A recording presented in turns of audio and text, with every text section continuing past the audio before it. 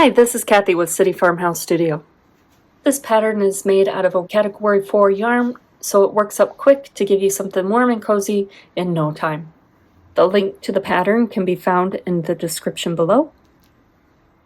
For the yarn, I use Lion Brand Heartland yarn, and it is a category 4 medium, 5-ounce skein, has 251 yards in it. It is 100% acrylic.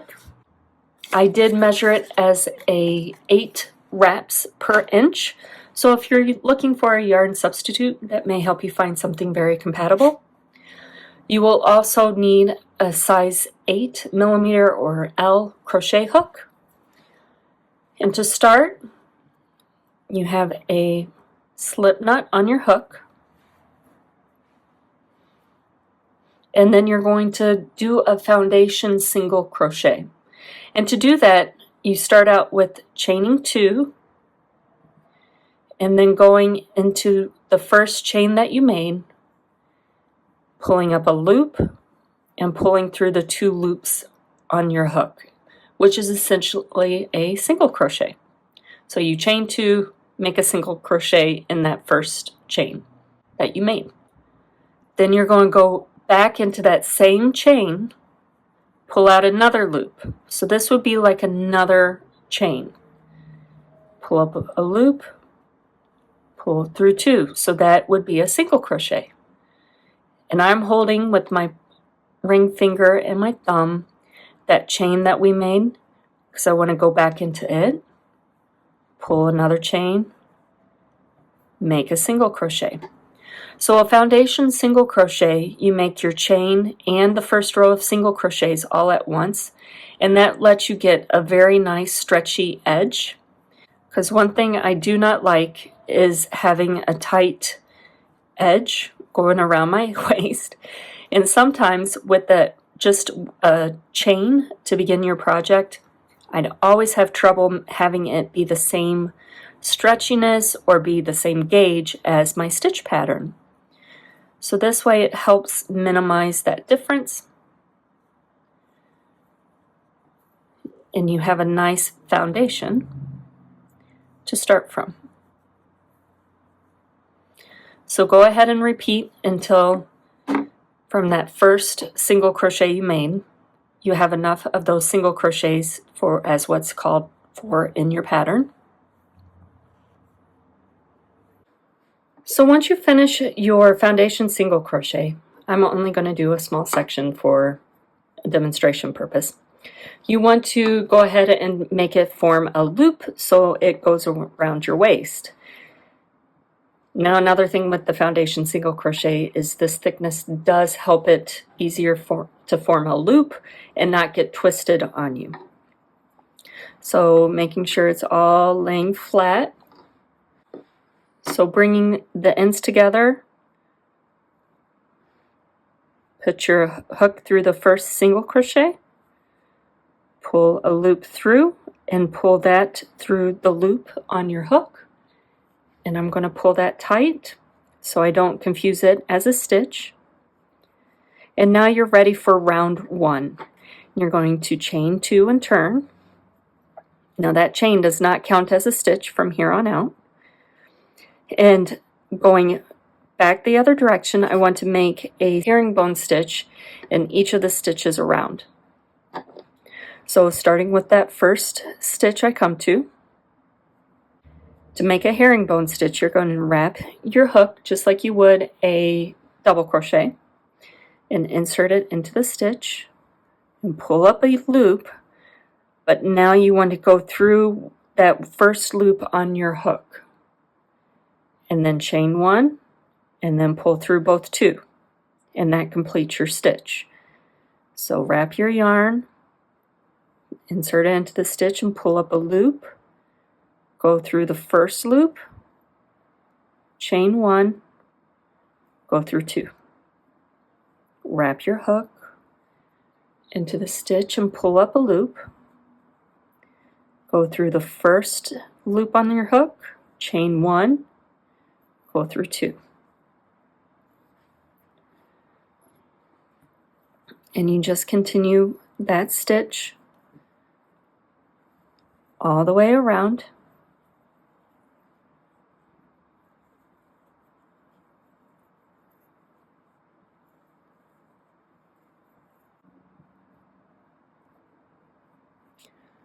So there's the chain 2.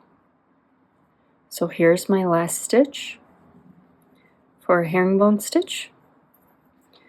And then I want to join the end of this round to where I started. So I'm going to go into the first herringbone stitch, not the chain section, but the herringbone stitch, and make another slip knot, and I pull that tight so I don't confuse it. And then from here on out, you're going to repeat that chain 2 and turn, and make a herringbone stitch in each of those for so many rows. And with this herringbone stitch, because you're working alternating directions every row, you really start to get a nice pattern that makes it easy to count how many rows you've done, so you know how many you have left. You just want to be sure. The only tricky part is that foundation single crochet you do not count in your row count. Okay, again, I'm at the end. So there's my chain 2, my last stitch for a herringbone. And I go in that first herringbone stitch of the round to make a slip knot, a slip stitch. Now once you've finished all of your rows that you need for this section will be what goes from under your arm down to where at the end we'll add a little hem edging to it. But this is that main portion of your body. And now we want to split into the front and the back side. And the back side is just the same pattern, just half of the material, and we'll be working back and forth. So as you would for before, you would chain 2 and turn. And you're going to only herringbone stitch in so many stitches this time. So it won't be the full way around.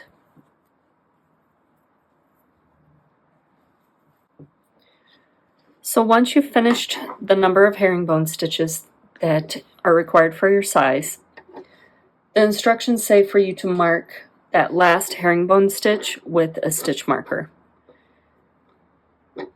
And I use very fancy, exotic safety pins, but they stay stitched, stay closed, and I have tons of them, and they're cheap, so they work.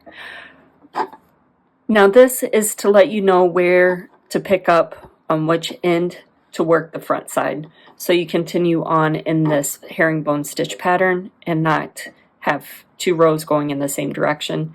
Just for my mind, it's easier to take a minute, not even that, to mark a stitch than have to go back and kind of look and rethink which direction you were working in and which way to go. So then you're just repeat that. So again, chain 2, turn your work, and you continue making a herringbone stitch in each of the stitches for the specified number of rows. So once you've finished those repeated rows for the back, you will bind off, and I just pull a loop through. And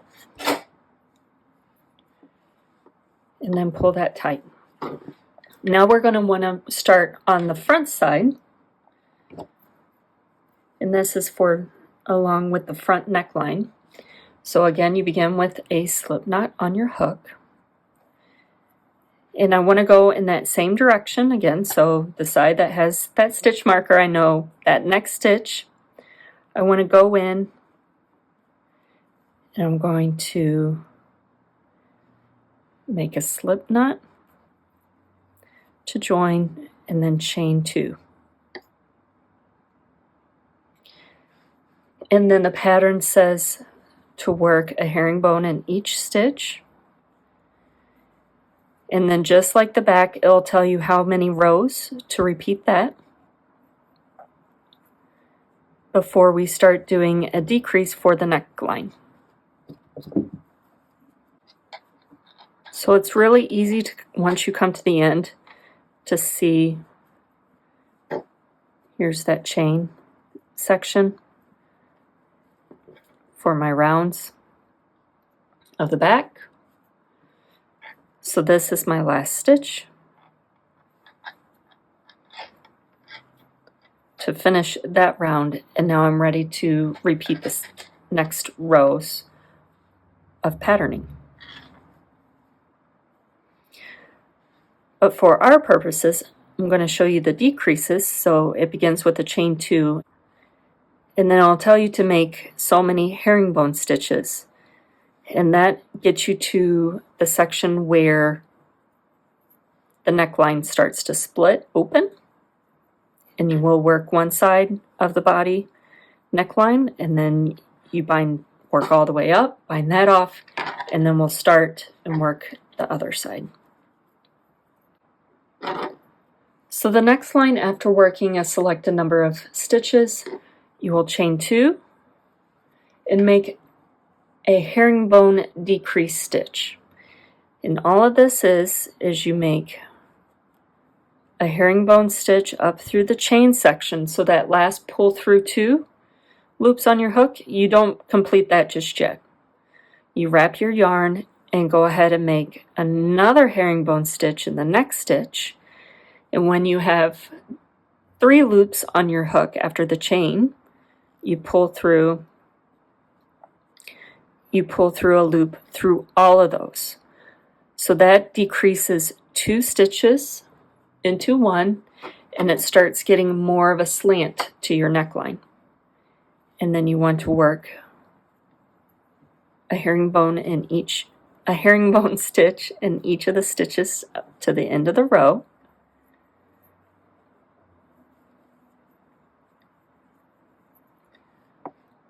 And then the next one, we want to make another herringbone decrease stitch at the same neck edge. So we're going to chain 2 and turn. And you're going to make a herringbone stitch in each stitch of the row until 2 stitches remain. So here's the 2, because those are the 2 that I want to decrease to make into 1 stitch. So again, you go make a herringbone stitch. There's that chain, so I want to stop. So I go into the next stitch, make a herringbone stitch through the chain, stop, take a loop through all 3 of those on, and then you continue repeating those 2 rows with the herringbone decrease stitch. It'll tell you to repeat those.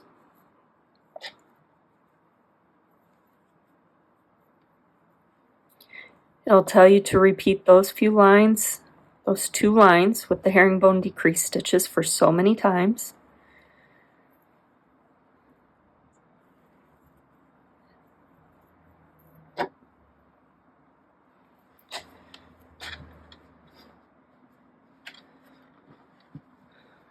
And then once you have so many, so you can start to see how it's angling out. So once you have so many decreases and you're down to the specified number of stitches you need, you will repeat the straight rows. And then here it'll tell you to join your shoulder to your back shoulder. And this is very simply done by going into the same stitch that you just finished and into the corner of the back and making a slip stitch. Going into the next stitch in the front, the next stitch of the back, and continue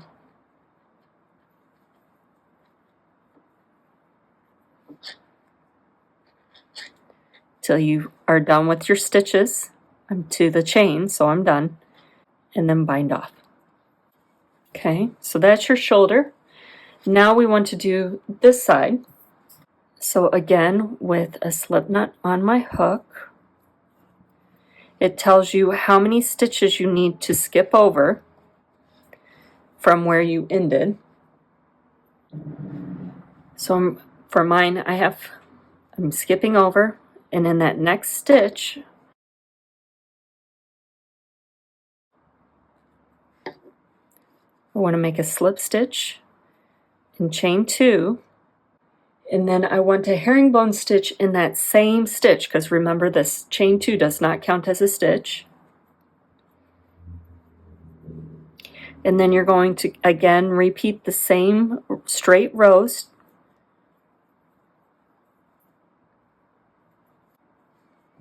And then we're at the end. So that was the last stitch of my straight rows of the split. So now you're ready to make that next row be a decrease stitch along the neck edge. But if we repeated what we did on this side, the decrease would be over towards the sleeve edge. So we need to make a herringbone stitch in each of the stitches of the row, but leave 2 left unworked. So it's the same lines of the other side, just swap the order. You need to do the one where it's at the end of the row first.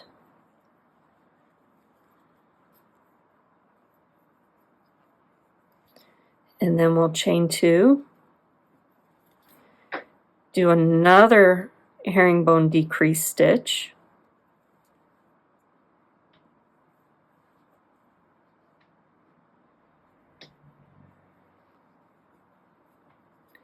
And work that row in straight herringbone stitches.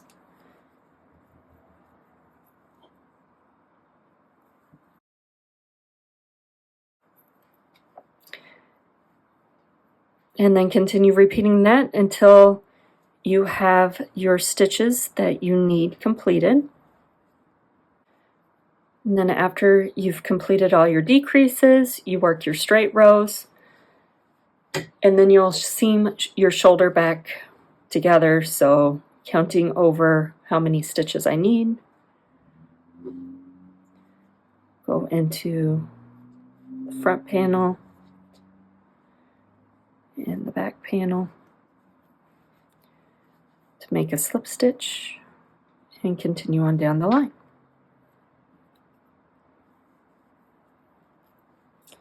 And then once you're done, you bind off.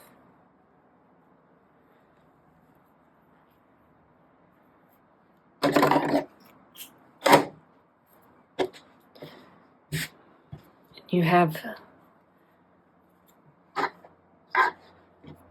the base of your sweater body, and everything's already seamed. Now for the neck edging, it says to single crochet evenly around the neck edge. And I do this,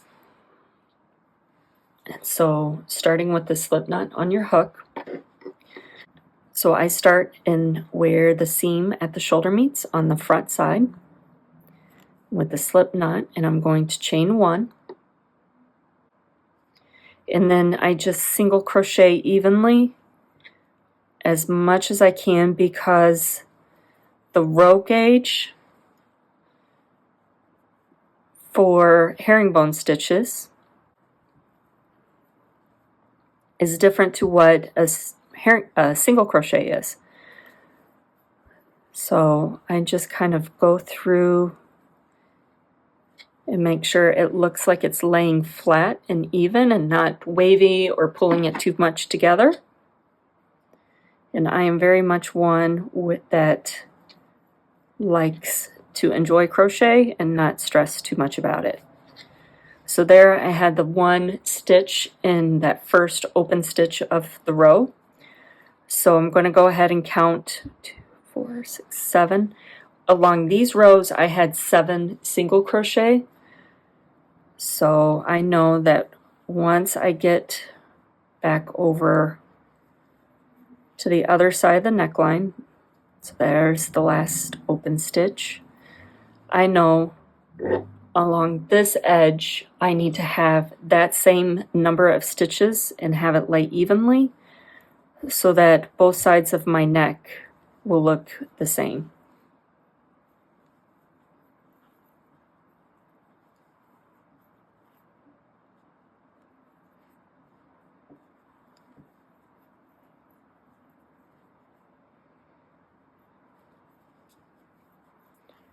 And sometimes it takes you a couple times to get it to where it looks right. So that's my 7th. And then the back is very easy because you just go 1 and 1.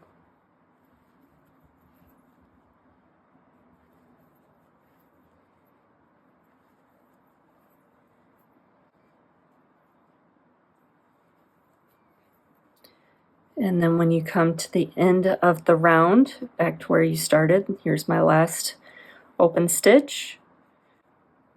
So I'm going to go into my first single crochet. Here's my chain. So I went the single crochet and make a slip stitch. And then chain and single crochet back around. And then after this row, you will do that once more. So you essentially have 3 rows of single crochet around your neckline edge.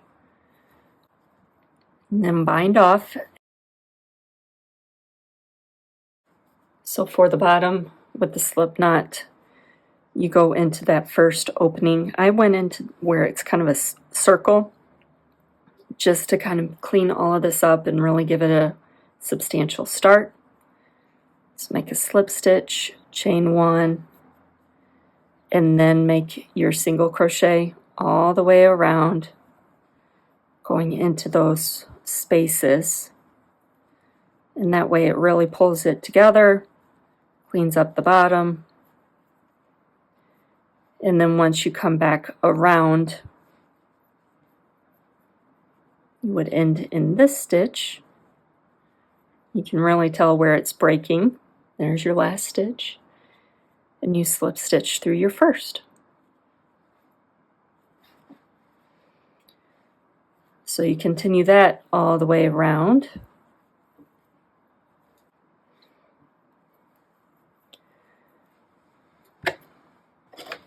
So we're coming to where we joined. You can see here's where that first single crochet is worked into. So I have 2 more to complete.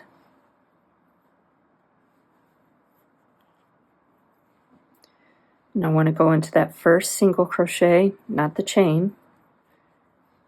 Make a slip stitch, and again repeat. Chain 1, turn, go back around. You can see how that just cleaned up that edge.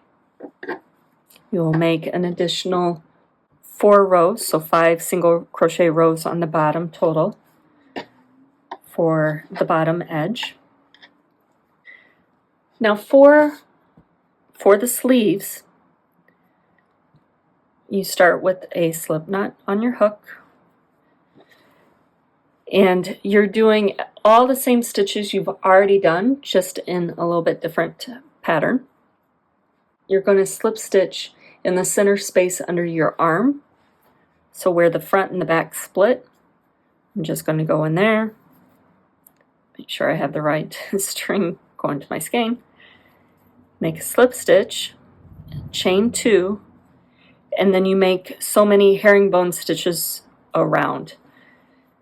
Now you're going to want to take that number that you need to make and split it in half so that you have the same number on the front as you do on the back.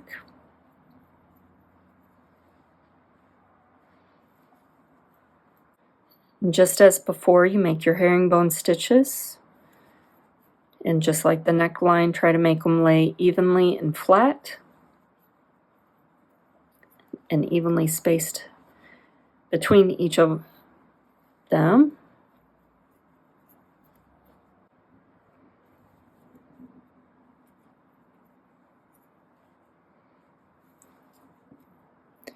Just like before, you're going to want to slip stitch in that first herringbone stitch,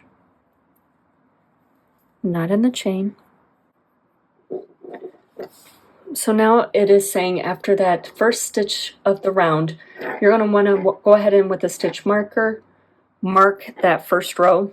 I'm just moving that one we marked where we stopped for the back. I'm moving that up to mark that round. And then you will chain 2 and work so many straight rows as you know how to do. It's just like you did in the body, except smaller opening for the sleeve. After you have your length already done, you will then come to a decrease round. And the decrease round is very, very similar to what we did on the neckline, except we're doing it in a circle.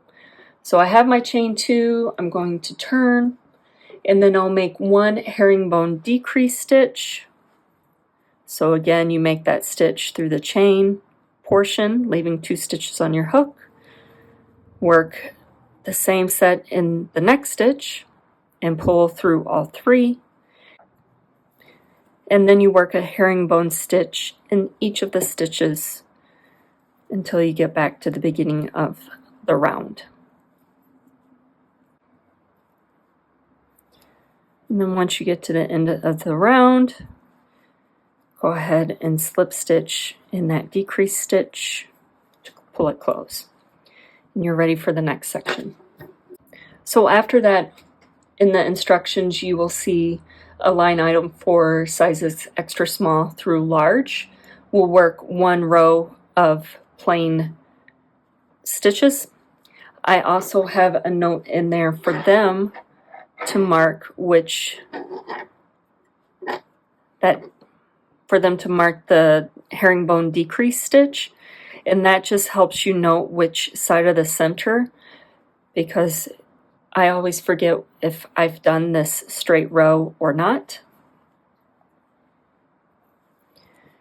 For extra small through larges, if you are not doing an extra small or large, you would go ahead and you don't need to mark your stitches. Just every row you would be doing a decrease at the beginning of the row.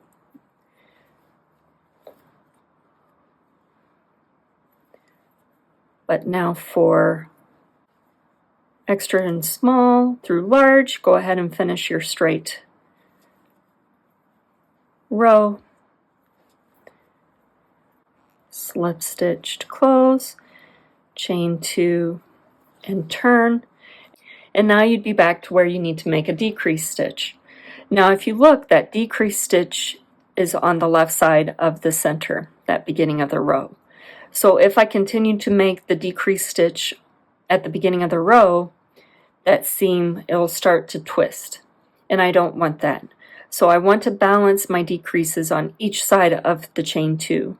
So for this decrease round, I'm going to work all the way, leaving 2 stitches left, and then do my decrease. So it'll be at the end of the round. And this is where that stitch marker really helps you identify where you're at, what you're doing, and what you need to do. So I'm down to my last 2, so I'll make that decrease stitch. And I'll pull the stitch marker from before to mark that stitch. And then slip stitch to close the round. So then you would make an even row going back around. So you would be ending here and then turning to go back around for your decrease round. And that's where you would see, oh, this decrease is to the other side. I need to have it at the beginning of my row. So you're just making sure it flip-flops that decrease.